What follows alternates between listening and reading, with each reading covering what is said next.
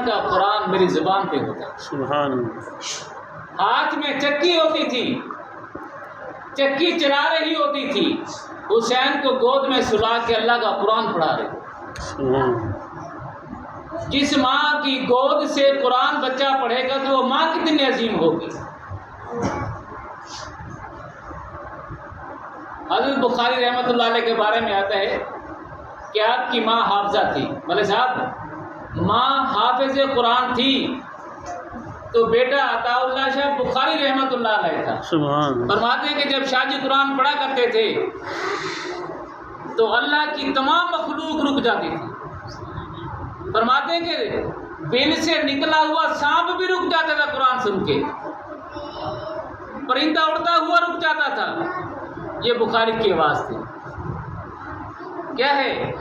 माँ का जो दर्स था, माँ जो बावजूद थी, माँ जो अल्लाह का कुरान पढ़ती थी, बेटा भी तो पढ़ेगा ना।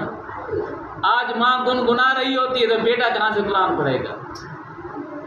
बच्चा अभी संभालने को होता है, कुछ आंखें खोलता है तो माँ मोबाइल उसको दे देती है, ले बेटा ये खेल दो।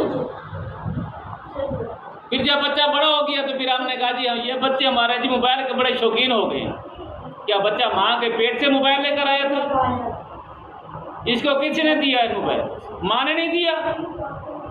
अपनी जान छुड़ाने के लिए कि मैं अपने काम काज कर लूँ, बेटा इसमें मसरूफ़ हो जाएगा, बेटी इसमें मसरूफ़ हो जाएगी। जब फिर वो बड़े हो जाते हैं, इनका शौक़ पूरा होने लग जाता है, फिर रोते हैं कि मोबाइल ने हमारी औलाद को ख़राब कर दिया है, मोबाइल ने हमारी औलाद को बर्बाद कर दिया है। किसने बर्बाद किया? तूने अपने हाथों से खुद बर्बाद किया। बीबी सलामुल्लाह अलैहा, अल्लाहु अकबर, तेरे और मेरे महबूब नबी सल्लल्लाहु अलैहि वसल्लम के आखिरी याम थे। बीबी साथ बैठी हुई थी। आका ने बुलाया, बेटा कान इधर दो।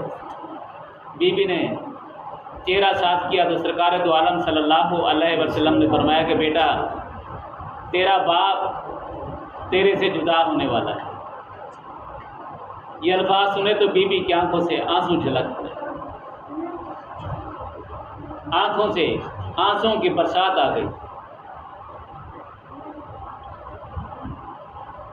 अम्मी आयशा सिद्दीक़ा रज़ियल्लाहु तआला अन्हा भी साथ बैठी हैं।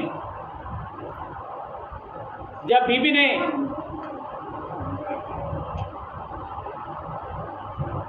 आंसू बरसाए तो काली कमली वाले ने अपनी बेटी के हालात देखकर फरमाया, बेटा घबराओ नहीं, एक बात अभी और भी है वो आपको बताता हूँ। फिर बीबी ने आपके साथ चेहरा किया तो आमना के लाल ने फरमाया, बेटा कल क़यामत के दिन मेरी बेटी मेरे ज़्यादा करीब होगी। मेरी बेटी का घर जैसे दुनिया में मेरे घर के साथ है, क़यामत में मेरी बेटी का घर मेरे घर के साथ होगा। और फरमाया मेरी बेटी जन्नत की औरतों की सरदार होगी। मेरी बेटी जन्नत की औरतों की सरदार होगी।